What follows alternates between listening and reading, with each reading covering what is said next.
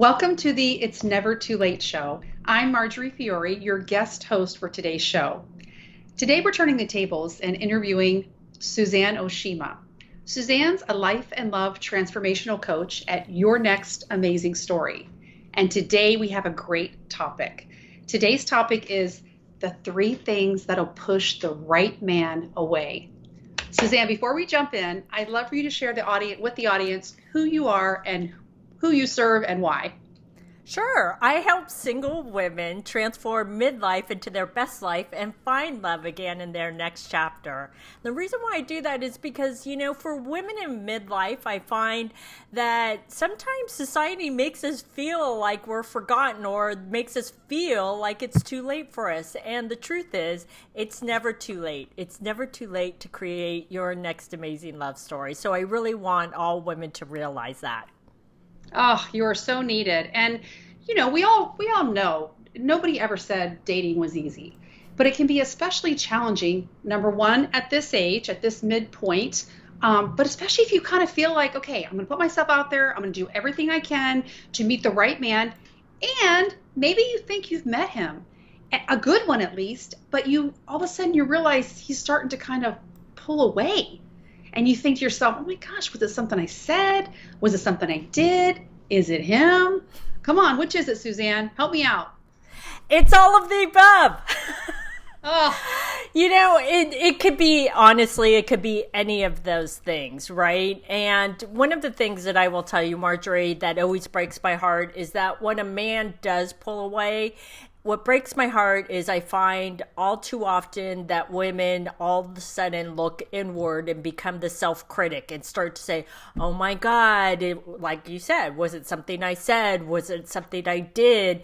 And then she thinks maybe I'm not attractive enough, or if they've had sex, she may think maybe I'm not good in bed, right? And so we can go anywhere with that thought process. And the truth is, sometimes, it may have nothing to do with her. It may have to do with him. He may be emotionally unavailable. It could be anything. But here's what I will tell you is that there are definitely things, because we can't control men. Let's just get clear on that. You cannot control a man. There are some I tried things. though. I try all the time. It doesn't work. Marjorie, you crack me up because it's true. It's, I think we all have tried at some point in our life. And no, the truth is, no one likes to be controlled. But here's the thing. We can't control ourselves and the things that we do and how we react. And what I have found is that, sometimes there are things that will definitely push a man away that a woman may not be aware of. You know what? And I think that before we get to those actual specific things, I was just thinking when you were talking about this, that we also need to look at our own perspective, because a lot of times maybe we do jump in and then we realize, you know what, I need to work on myself first, and it's nothing about the other person. But yeah, as women, we automatically think, oh, I should probably have lost 10 more pounds before I did this, or I should have done this, or I should have thought of some good jokes or had something really fun. And something that really puts pressure on us to be not our natural selves. So I think if we keep that perspective, maybe you have met a great person and it wasn't the right time in your life, and it's totally with them or with you at the time, but not about you. But I know that our first tendency is like, oh my gosh, what did I do wrong? And you almost feel desperate, and we've got to stop that. So cut to the chase. Give us those 3 specific things that'll definitely push them away. Before I jump into the 3, here's what I want to say, because you brought up a really, really great point is, sometimes a woman will say, well, maybe I should have lost those 10 pounds. It's not the 10 pounds, because it's about that strong foundational piece that you have within you, and that if you love yourself, then the right man can love you too. But you have to first love yourself, love your body, and like I always say, it begins from within.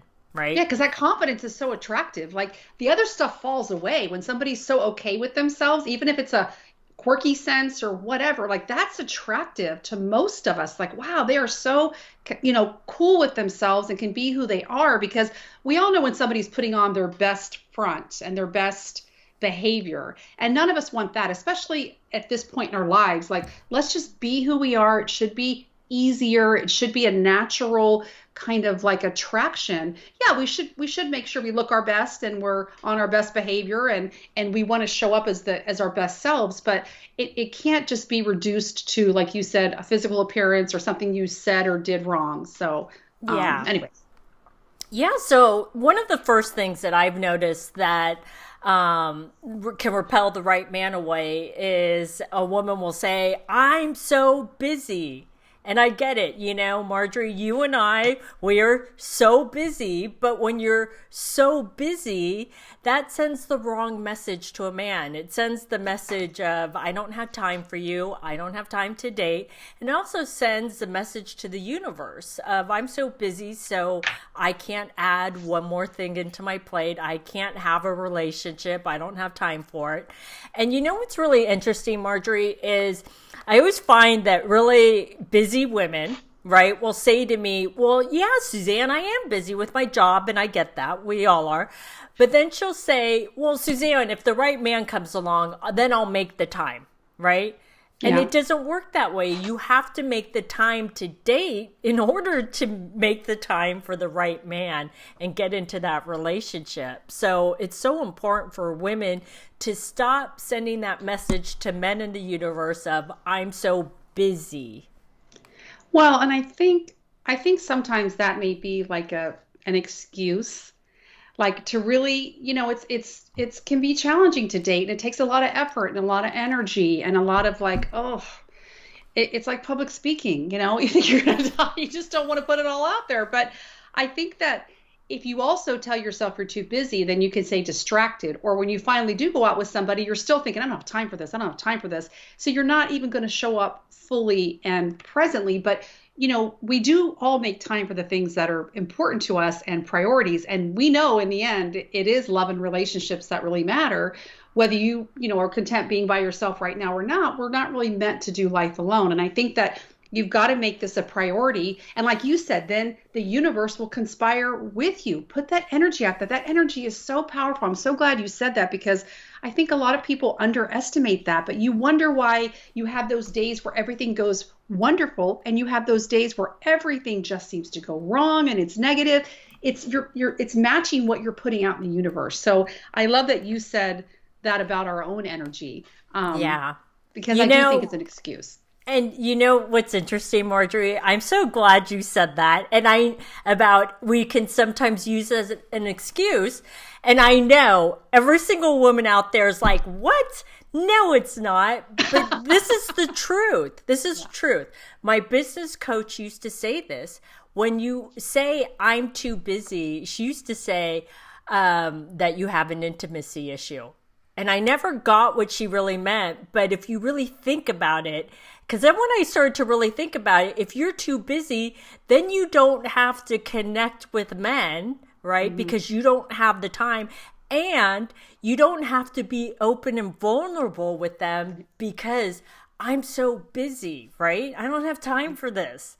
So you're absolutely right, Marjorie, is that it can be honestly an excuse. So, like I said, ladies, I know that was probably something that you didn't want to hear Marjorie say, but I invite you to really look inward and ask yourself, am I making up an excuse because I don't want to date?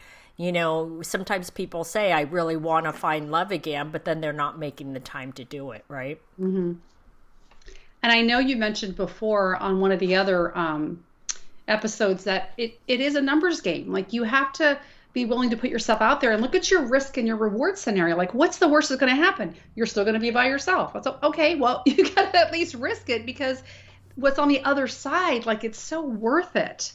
And you're right. It's like, it's scary for us to be vulnerable and just like, oh no, I'll just stay inside and be by myself. And that's not how we're supposed to be. And it's just really playing small with the biggest, reason we're on the planet is to connect with each other and be our best versions, and then find people to spend our lives with and share, precious moments with and make memories with. And I just think that, like you said before, it's a numbers game. So you've got to be willing to just have the mindset that I'm going to go out there and let the universe bring us together. So Yeah. being busy was reason one, number one. What's the second So the biggest reason? second one, and this is before I say it, it's honestly both men and women, but Mhm. because women are my audience, we're going to focus on women. So ladies, please don't send me emails saying, "Well, what about men?" Because it's everybody, okay? But it's being so set in your ways, like being so rigid about the routine that you're in. Like, I only have time at this time to have a call with you, and I can only, go out on a date on Tuesday nights, and that's the only night because, it's I like, only shave my legs on Mondays. No, I'm kidding. you're so funny. I mean, we Oh have to gosh. laugh, but we have to really think about that. Am I too set in my ways? Do I am so stuck in a routine that I can't get out of it, and I'm only leaving this amount of space for a man to step into my life? And if we only leave this amount of space for a man to step into our life, not a lot of people are going to fit in that little space. And so we have to be flexible. And remember, this isn't about you being in a relationship with yourself. This is about you being in a relationship with somebody and doing things that work for both of you, not just you, for both of you. It's about compromise. Imagine that, Marjorie. You know what? It's like I'm a little embarrassed to admit that's totally me. I never first time I got married, and the only time I've been and I'm still married is when I was 44. So by that point, yes, I was controlling, but I had to be. I was a single mom. It was my house, it was my job, it was my son. It was like, and it really was the mindset like, no, you're coming into my life. We're not meeting in the middle. It took me a long time to realize that. Thank goodness he's very flexible and I'm a really good package, but it's really eye-opening when you think, wait, we're supposed to enhance each other's lives, not just my rules or out. And that sounds kind of immature, but I think it was more of like a protection and defense mechanism because I thought I am not going to be one of those people who is married just because I don't want to be alone. But as the years went on, I'm like, well, this is crazy, but maybe I'm not meant to be with somebody. And then it happened on a blind date. But I can totally relate with that one where it's really got to be a compromise and not just the things you want to do. And you've got to remember to be his girlfriend and let him be your boyfriend the whole time, even if you're married. Like, how would you show up if you were dating once you're married is what I'm talking about. But, those early days are really important. But boy, this was eye-opening for me because as we get older, or once you've been maybe in a marriage and you're divorced or your spouse has passed away, then you probably have a little more guidelines of what you want. And we should express that. But when you get married for the first time later in life, it can be a huge adjustment. So let me ask you a question, Marjorie. So this is interesting because you admit it. You called yourself out that you were set in your ways, and you were like, "He's got to fit into my." So you were really lucky though, because your boyfriend then, but your husband now, was really flexible, and he was able to do that. Do you feel like you were testing him a little? Like, hey, if he doesn't, step in, then bye. I don't know. I don't know if I was testing him. It really was bizarre that he had never been married and he had no kids. Because to be in your 40s and to find somebody like that is kind of rare. And we had no like ex-spouses to deal with. We had no other step kids that had to go here and there. So it was really the perfect match. But I think he's just really easygoing. And, of course, the things that attracted him to me then annoy me now. I'm like, why are you so easygoing? You don't have an opinion about anything because he knows I'm just going to say what I want to do. But I think that I don't think I really tested him. I've just got this really kind of black and white. It's either going to work or it's not. I've always been like that. There's really no gray area with me. Not that I'm like going to cut you off at the first, whatever argument, but I've just always been like that. And I think he was attracted to my strong personality. But then I realized, he brought out the softer side because I'm like, here's this person that's willing to, accept me and my son and really make a family together. And it was just, I don't think I was testing him. It was just kind of understood. I don't know. Well, let me ask you a different question then. Okay. Now that you guys have been married for a while, do you compromise more with him, or is it still your way and he has to fit in? I realized, it's funny. It's definitely been a lot of work. But I realized that we all love in our own capacity. Like if and it helps to make a pros and a cons list, but he was raised just by his dad, so he did never had a strong female influence.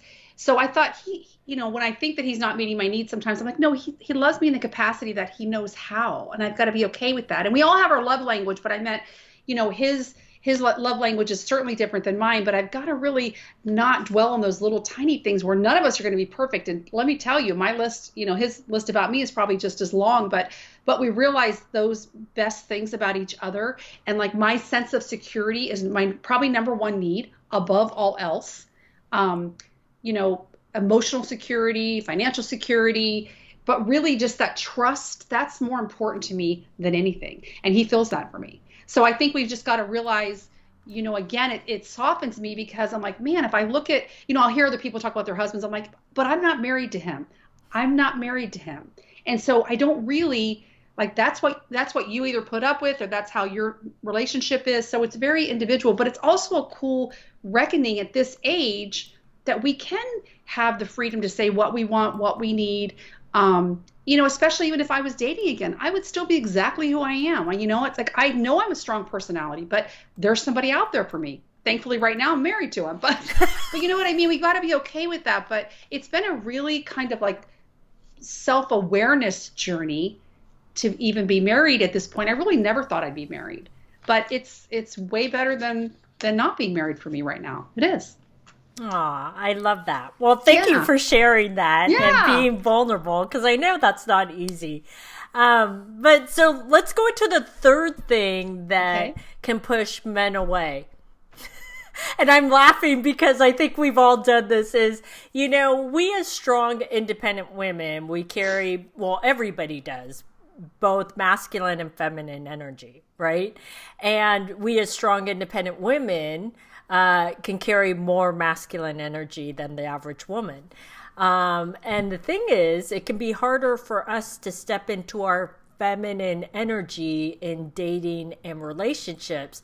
And so when we're not able to leave our work personality at work, which is the masculine, right, then it can be really hard because we're not leaving space for a man to step into the relationship and be the man, right? Because here's what I know about strong, independent women, as strong and as independent as we are, is we still want that man that takes the lead. So then we don't have to make all those decisions, because at this point, I think a lot of us are like, man, I'm exhausted making all these decisions. And so we want that. But you have to allow a man to do that and give him the space to do it, instead of always stepping in and taking the lead and always planning things instead of allowing him to plan things, right? Or having that energy of, I don't need a man, I've got this, right? Right. Because that's repelling energy, right? And so it's really important for women to understand that your masculine energy, if you don't leave it at the office, it can push men away. Well, and I think we all want to be needed and appreciated. And it's funny you said that. I just read in another over 50 women's group, just a general group, somebody posted and said, I'm dating and I always seem to have like a honey-do list for my boyfriend.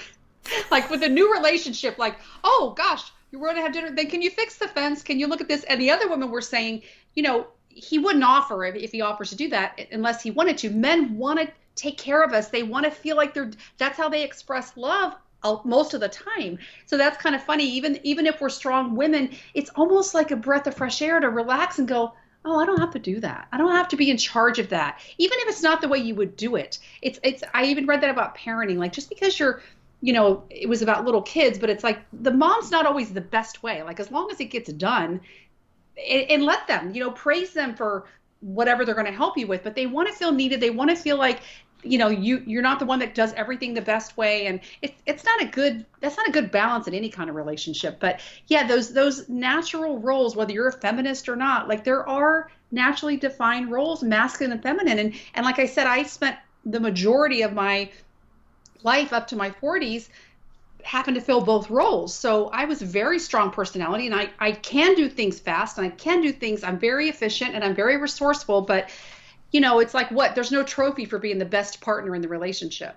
you know. So I just think that that's a really strong point, and it's hard to do sometimes, and you've almost got to make a like a like a what I'm trying to say, like a definite effort. What's that word? Like go into it with that kind of like attempt, like be more aware of it and say, I'm gonna kick back and ask you where you want to go. It's like, whatever you think, or I trust you, or you do this, that kind of thing. But let them take the lead, and then they'll do anything to make us happy. That's all they really want too. And they're pretty simple. We make it complicated. We make it all complicated and multi-level, and then they're just like, they'll do whatever. But I agree with that, and it's a challenging thing, especially later in life, to kind of like pull back that testosterone, that masculinity that we have, and just be like, let me enjoy being a girl, let me enjoy being a woman and having people do things for me. And it doesn't mean we're dumb and we have to play ditzy. It just means that we're letting them do what they do best, and it's going to benefit us in the long run.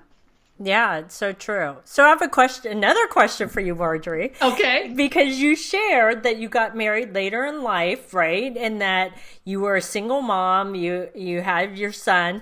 So, and you did everything, right? Like you handled everything. So was that hard for you when you were in a serious relationship with your now husband and before you got married, was it hard for you to allow him to take the lead? Did you feel like you wanted to take the lead a lot, or were you finally like, oh my God, I'm so glad, let him handle it?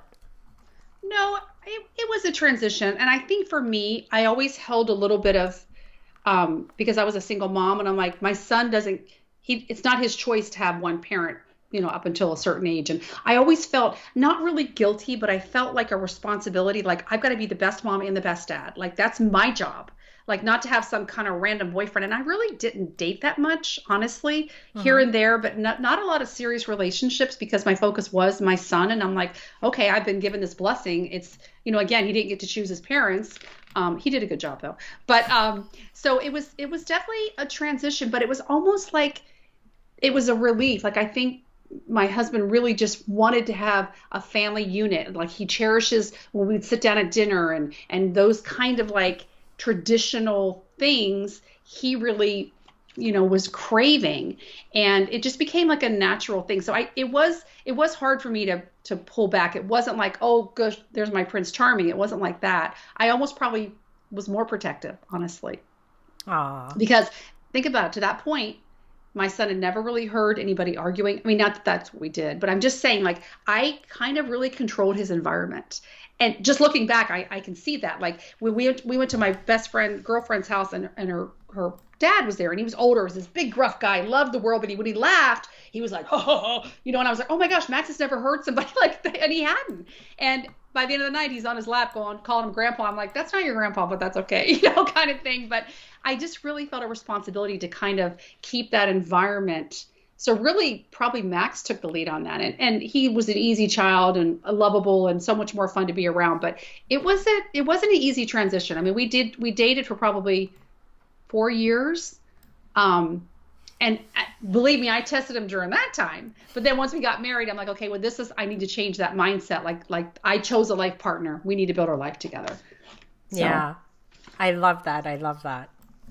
So, yeah, so, I think it's important for women to really realize, it's about compromise in a relationship, right? It's not your way or the highway, and it's not his way or the highway, but it's about working through things, especially because we're all in midlife, right? And to work through those things so that it works for both parties, right? Right. Did you have anything else that you wanted any fourth tip? What's a good number 4? A fourth tip would be, let me think about this. It's not what would push him away, but this is what I would say. If you're truly being the best version of yourself, right? And, you really learned how to leave the masculine energy at the office. You're being flexible, right? And you're making time for dating, right? You will attract the right man to you, right? If he disappears or he pulls away and you really are the best version of yourself, then he was the wrong man. Right. Stop looking inward and criticizing yourself and becoming that self-critic of, was it something I said? Was it something I did? It probably has nothing to do with you if you truly are the best version of yourself. Yeah, So, and then just move on. Like, don't dwell in that and don't think, oh, I tried this once and it's never going to work for me. exactly, Yeah. exactly. Well, Suzanne, this was amazing. And actually it was so helpful because, every time the more you know, then we can do it better the next time or just going into it. But I know that you have a cool thing that can help us with that, a free online masterclass called The Secrets to Meet a Quality Man. Can you tell us a little bit more about that and how people can get registered for it? Sure. So it's called The Secrets to Meet a Quality Man, and it's a masterclass where I'm going to share with you the number one way to meet a quality man. I'm also going to share with you what to do when online dating isn't working for you and why Ooh. it may not be working for you and how to turn that around. So I know a lot of women will say to me, Suzanne, online dating doesn't work. And I'm like, yes, it does. 99% of my clients have met their match online. So it does work. It just means something's not going right with your profile. So tune into this masterclass. You can click on the link if you're watching the video right here on the video or below the video. And if you're listening to the podcast, you can just go to yournextamazingstory.com and click at the top of the homepage and you can register for that masterclass. Oh, that makes it easy. That's so great. I'm so excited you have that masterclass. Okay, I think that's it for today. Thanks everyone for joining us on the It's Never Too Late show. Our show is available in both video and podcast format, which can be found at the same site, yournextamazingstory.com. You've made that easy, Suzanne. So everything is at the same yournextamazingstory.com.